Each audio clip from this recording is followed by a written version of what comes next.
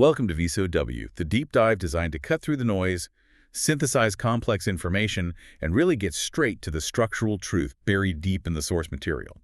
Today we are undertaking, well, an intense and I think necessary analysis of a subject that dominates modern conversation, especially, online.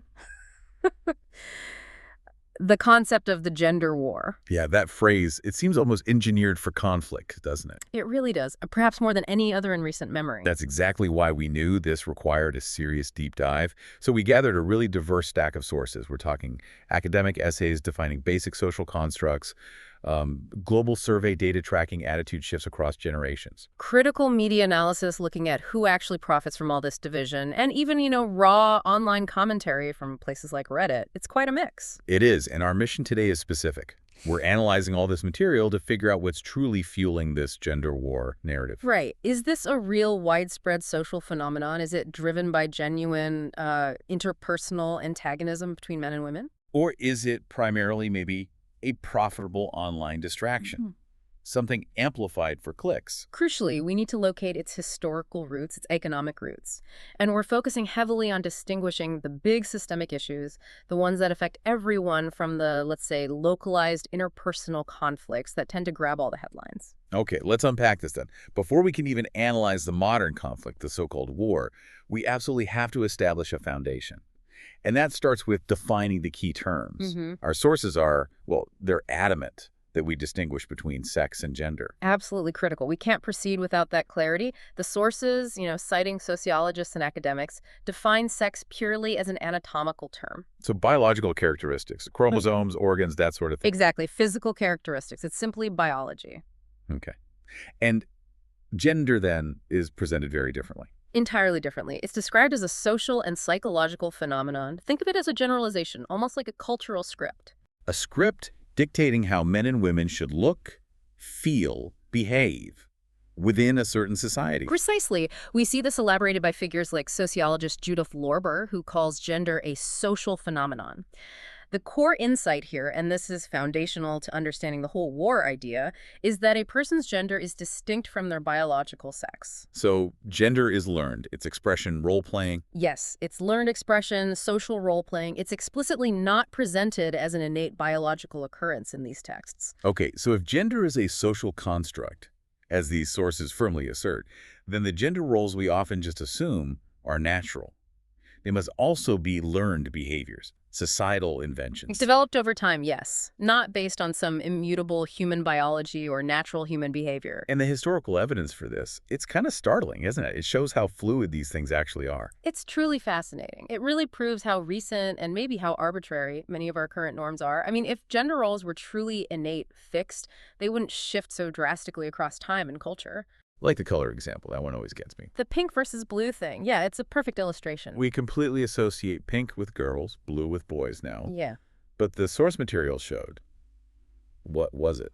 Well, a writer for the Huffington Post pointed out that between roughly 1918 and 1940, major department stores and fashion guides explicitly marketed pink as a strong, decided color. Strong. So, masculine. Therefore masculine, yes. And blue was described as dainty, gentle, soft, making it suitable for female. That's not just a slight difference, that's a complete reversal. A total flip. Yeah. And it shows that these gendered attributes can be entirely manufactured, widely adopted, and then flipped again, all within just a few decades. It proves the point about construction. It really does. If something as simple as color association can flip entirely in 20 years, how rigid can any other gender role truly be? Exactly. And you see the same pattern with other things, like fashion items we now think of as exclusively female. High heels, for example. Right. The sources mentioned that too. Middle Ages in Europe. High heels were exclusively worn by men, sometimes as practical riding gear, to keep feet in stirrups. Or later as a status symbol. Yes, a sign of aristocratic wealth, power. Literally described in some contexts as a sign of masculinity. So the fact that these fundamental attributes, color preference, footwear shift so dramatically just underscores the argument. Gender roles are functional tools for organizing society, maybe. That's how the sources frame their origin. Not reflections of some inherent truth about men and women, but tools. So the starting point wasn't necessarily about inequality, but about societal necessity. Organizing tasks. The argument is that roles evolved simply to organize necessary tasks in early human societies, and they were very mutable depending on the immediate environment and needs. Okay, like the Paleolithic example, nomadic societies. Precisely. Back then, society was nomadic. Men typically handled the high-risk hunting. Women often specialized in the more reliable foraging routes, nuts, berries, and of course, childcare. And both were vital for survival. Critically, yes. The sources emphasize that both tasks, the high-risk, high-reward hunting and the stable, consistent gathering, held essentially equal importance for the group's survival. This suggests an original function-based equality or at least interdependence. Okay, so if we accept that initial balance, that functional equality, where did the shift towards, well, the subordination of female roles begin? The sources consistently point to the Neolithic Revolution, that huge shift in human history. When we stopped wandering and started settling down. Agriculture. Exactly. That's the pivot point. When technological and agricultural developments allowed nomadic groups to settle into stationary lifestyles, the birth of villages, towns, the whole structure of labor changed fundamentally. How so? Well, women, traditionally responsible for gathering close to camp, often stayed even closer to the new permanent settlements. They specialized more in domestic tasks, weaving, pottery, continued childcare. Men tended to move towards the high-effort, stationary agricultural labor working the fields, domesticating larger animals. Hunting became less central. And this is where the sources identify that shift in value. Women's work started being seen as less important. It began to be valued less, relative to the new primary societal needs. Now, women often did participate in agricultural labor too, let's be clear. But the perception shifted. They weren't always seen as physically capable or consistently available for the heaviest, most demanding field labor that now defined the primary economic output. Right, so it wasn't about inherent capability, but perceived capability relative to the new economic engine of society. Yes, that's the crucial distinction the sources make.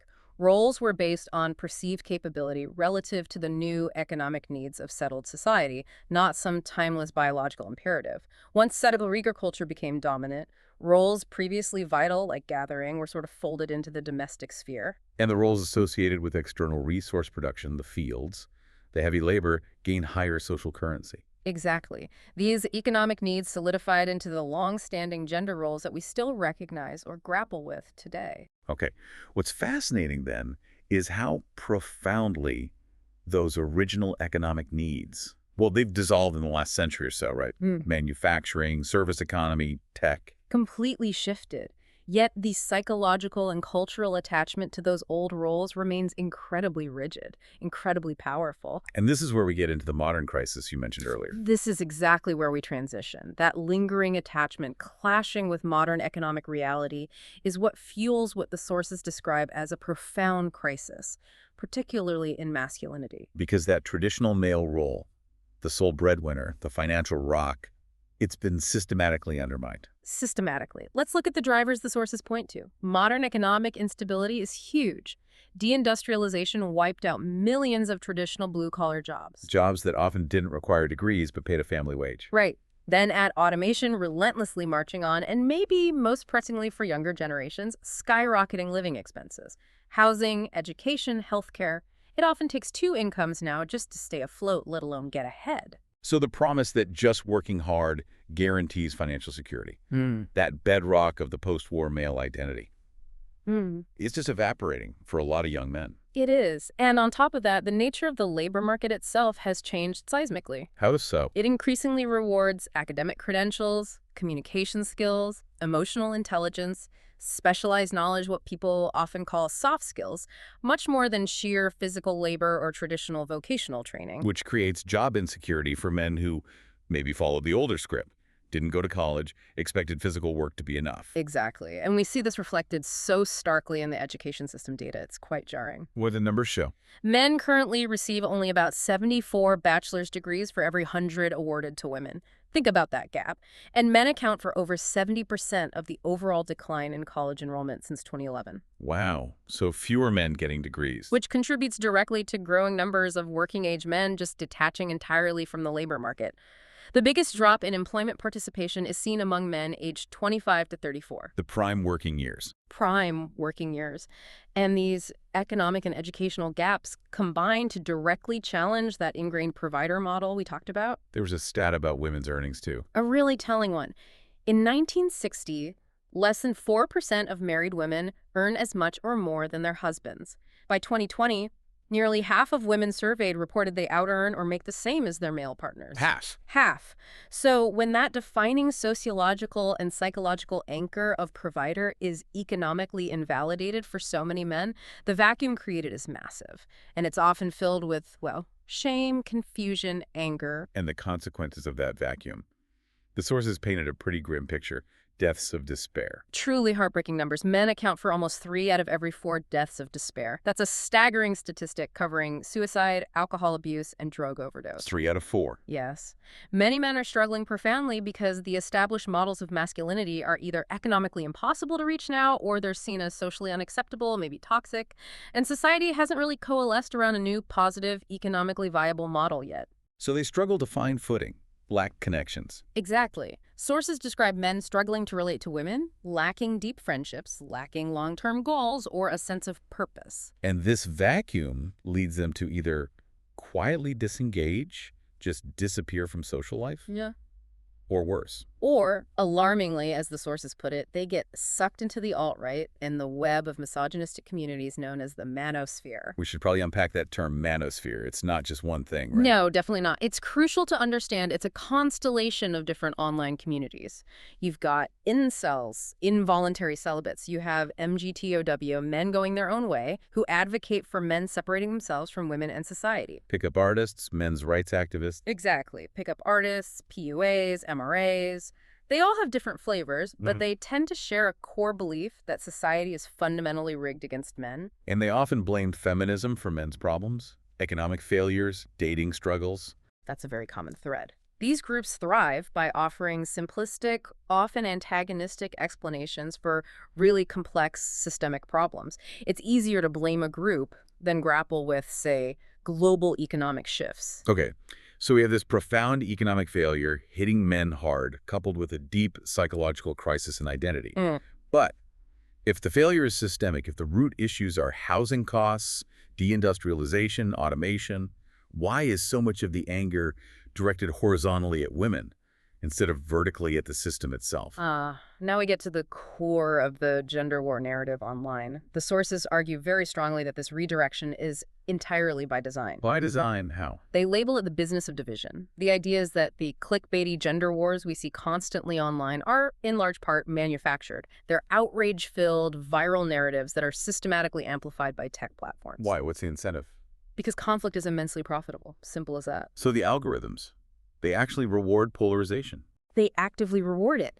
They prioritize content that uses emotional bait, binary thinking, polarized perspectives.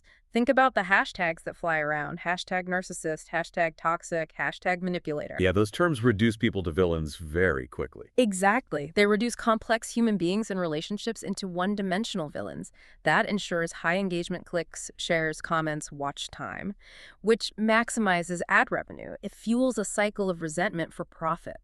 So the profit motive is the engine here, taking real pain, economic insecurity, psychological aimlessness, and turning it into monetizable rage. That's the argument presented, transmuting that pain into rage, often casting women or feminism or vague progressives as the direct cause of the pain. Nuance, empathy. They're bad for the business model. And besides profit, this outrage serves a political function too. Deflection. A highly effective political function, deflection. By directing anger towards women's gains in education, the workplace, or towards the broad concept of feminism, the narrative actively protects the real power structures often responsible for the underlying economic crisis. So instead of focusing on, say, lack of affordable housing, failing social support, wage stagnation, the focus shifts. The anger is channeled away from those complex, harder-to-solve structural issues. It becomes men versus women. Which brings us back to that broader thesis in the sources. Culture wars are often used as a deflection from class wars. Precisely. It's presented as an old playbook. It's easier to get two struggling groups, say, two families barely making ends meet to fight over values or curriculum or identity. Than to have them unite and ask why they're both underpaid, overworked, and drowning in debt. Exactly. The implication is stark. As long as the internet and polarized media keep people locked in these identity battles, man versus woman, conservative versus liberal, whatever the division is, the deeper structural questions about economic fairness and political accountability go unasked. And certain political and corporate structures might actually prefer that status quo. The conflict serves their interests. That's the strong suggestion in several of the analyses we looked at. Identity conflict keeps the focus off systemic critique. But, okay, here's a crucial question. Is this conflict, this war, actually real in day-to-day life, or is it mostly confined to the screen? Is it an online bubble? This is where the commentary from that Reddit thread we sourced becomes really illuminating.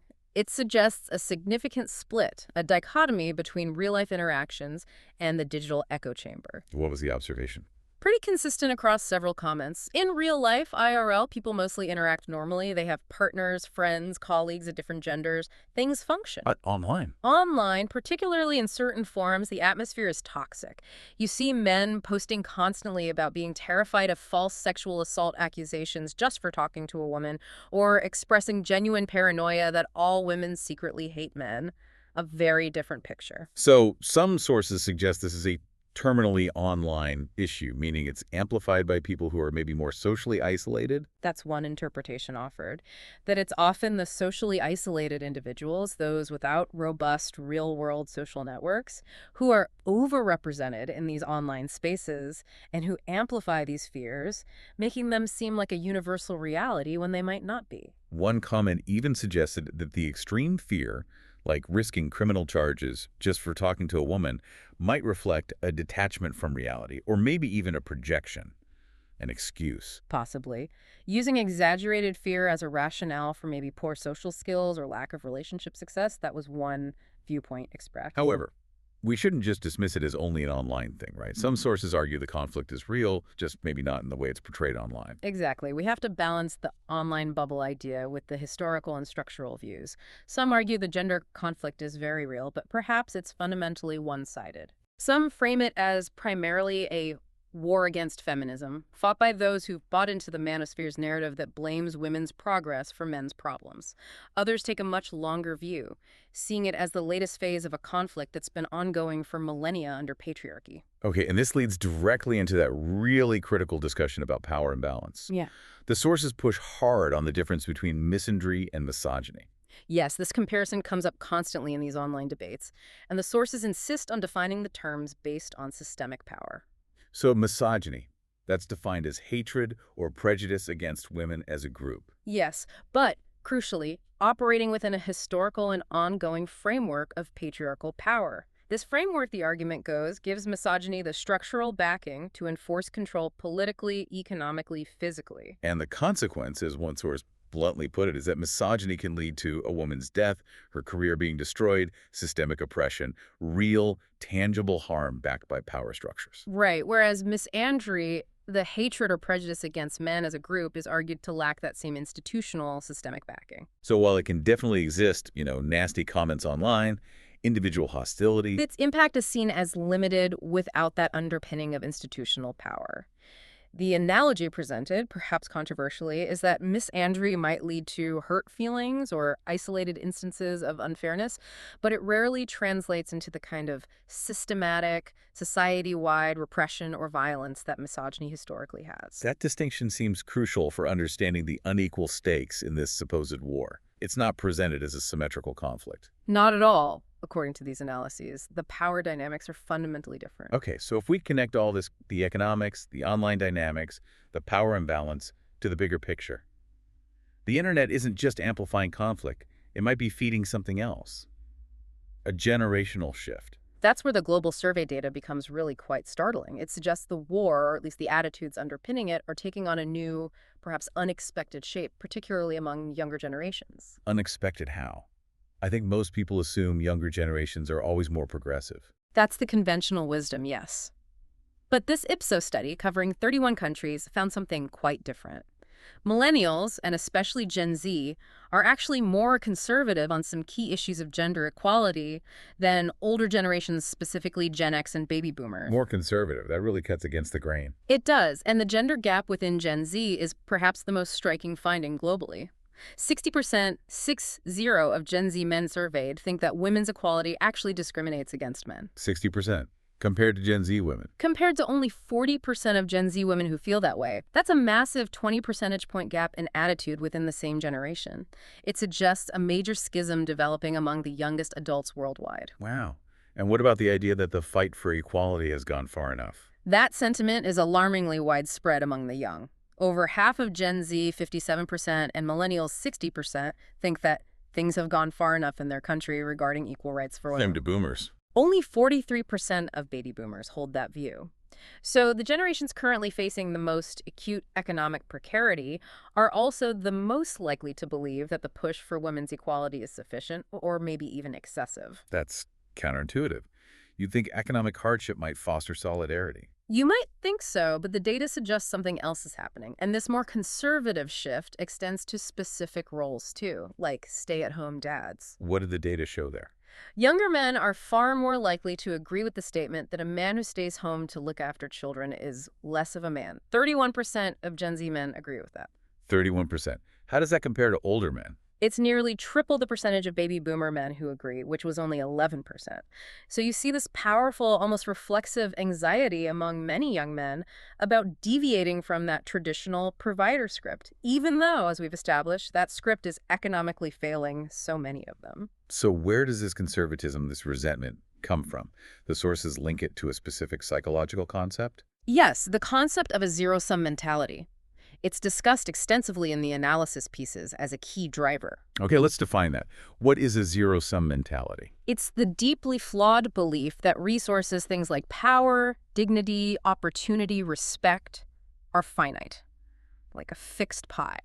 So if one group gains, another group must automatically lose. Exactly. One group's gain, say, women getting more university degrees or entering certain professions, is seen as necessarily coming at the direct expense of another group, in this context, men. There's no concept of mutual growth or expanding the pie. And this belief, it's linked to economic circumstances. Very strongly linked in the sources to economic immobility, specifically the feeling that you're failing to achieve upward mobility compared to your parents' generation. Ah, okay. So if you feel like you're stuck, maybe falling behind, drowning in debt. And then you see another group, like women, making visible gains in education or certain sectors. It becomes psychologically easy to internalize the idea that their success is somehow causing your stagnation. Becomes a competition over scarce resources, even if that's not objectively true. A scarcity mindset applied to social progress. Precisely. And this resentful hostility, as one source termed it, creates a fierce competition for public turf. Meaning? It manifests in policing who has the right to speak, who gets resources, whose values dominate the cultural space. The sources even connect this psychology to the rise of illiberal tactics on both sides of the spectrum. Illiberal tactics, like what? Well, from the political right, you see it in the manosphere's often aggressive rhetoric. But the sources also point to examples on the political left, like extreme elements pushing for social justice, who sometimes engage in things like deplatforming speakers they disagree with. So both sides, in different ways, can exhibit a willingness to ditch liberal norms like free speech. Out of a belief that the stakes are incredibly high and the game is fundamentally zero-sum. That compromise isn't possible, only winning or losing. Okay, wow. So let's try to synthesize this. What does it all mean? We've gone from historical gender construction to the economic crisis facing men, the online deflection industry, and now this really startling generational data fueled by zero-sum thinking. Where?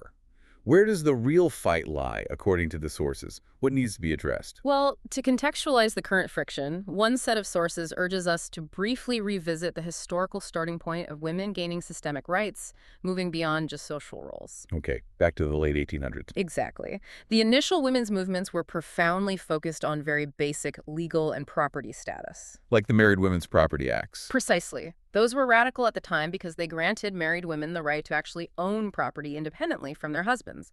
Before that, upon marriage, a woman's assets, her legal identity, essentially became her husband's. Even children were legally considered the father's property, right? Yeah. Often, yes.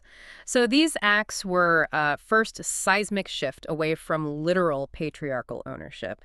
And then later, of course, came the fight for suffrage, the 19th Amendment granting voting rights, basic citizenship. Okay. And the shift into the workforce.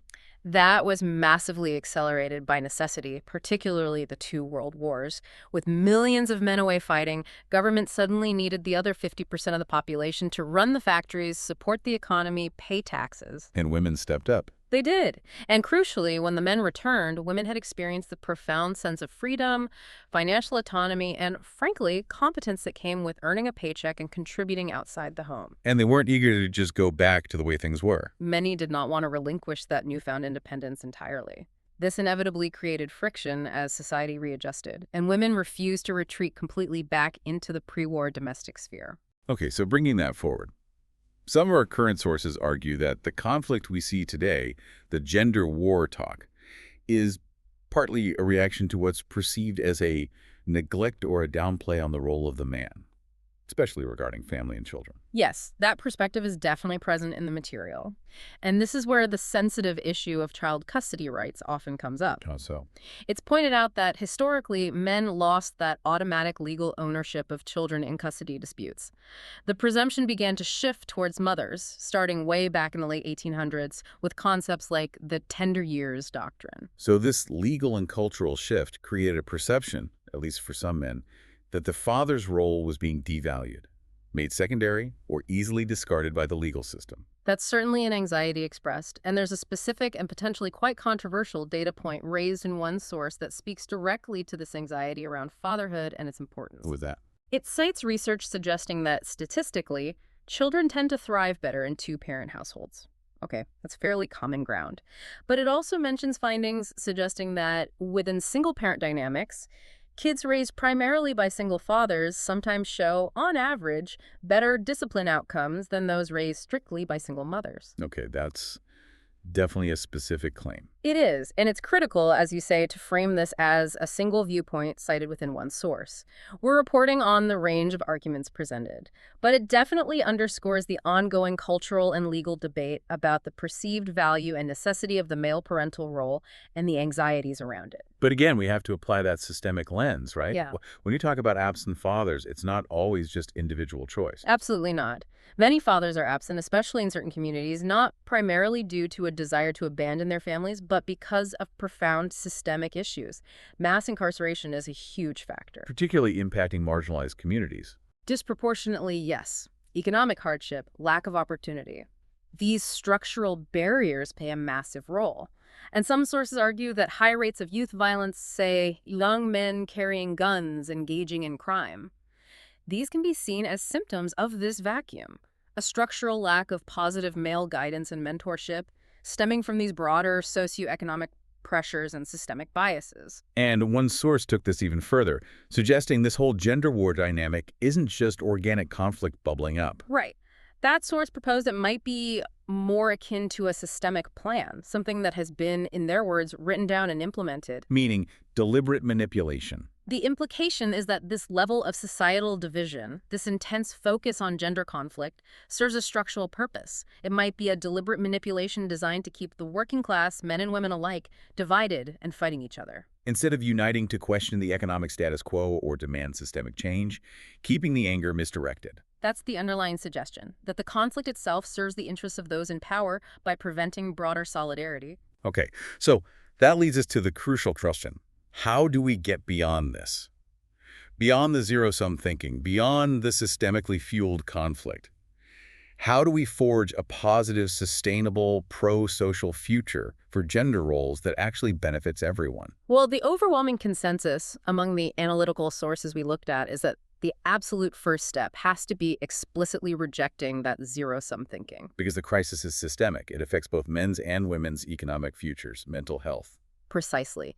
If the problem is structural, the solution must also be structural and inclusive. It can't be about one gender winning at the expense of the other. But the sources identified a hurdle there, even within progressive circles. Yes, a significant internal hurdle. They noted a reluctance sometimes within progressive movements to focus directly on men's issues, particularly this crisis of masculinity we've discussed. Why the reluctance? Often it stems from a legitimate fear of losing the fragile gains that women have fought so hard for.